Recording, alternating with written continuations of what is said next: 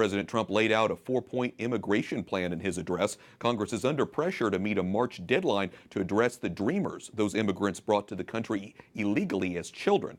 Capitol Hill correspondent Jason Calvi was inside the House chamber last night. Good evening, Jason.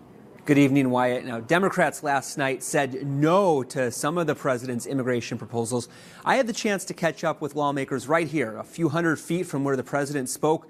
And as you can imagine, reaction split right down party lines. Republicans' thunderous applause echoes through the chamber. I just thought the tone and tenor of the president was really good tonight.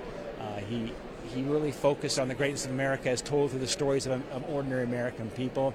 We need to hear that tonight. But some Democrats laughed out loud at the president's immigration plan, which includes a path to citizenship for 1.8 million dreamers. It does not appear that what the president laid out last night was a down-the-middle compromise. He stooped to a new low in terms of how he dealt with issues. For example, the immigration issue. A bone of contention for Democrats, the wall. That means building a great wall on the southern border. The Republicans we spoke to after the State of the Union say border security must be part of immigration reform. It's like a leaky roof. You don't go in and remodel a house until you first fix the roof. Stop the leak, then remodel the house. Securing the border is stopping that leak. Some Democrats, like Henry Cuellar, agree. But he says security has to be smart. Being from the border, I know what works for the border security. Without due respect, the wall is a 14th century solution to the 21st century issues that we have. But we can find some common ground. As long as everybody's willing to give in, get a consensus, we can get it done.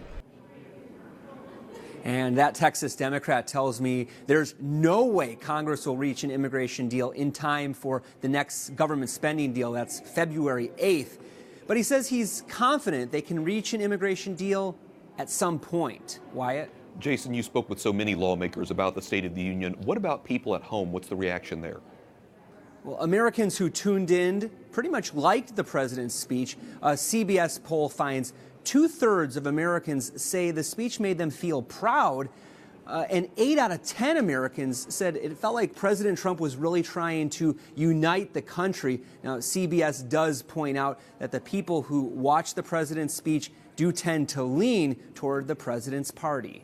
Okay, we'll note that poll, Jason. We're going to bring that up and talk about that a little bit later in the program. Capitol Hill correspondent Jason Calvi reporting. Thanks, Jason.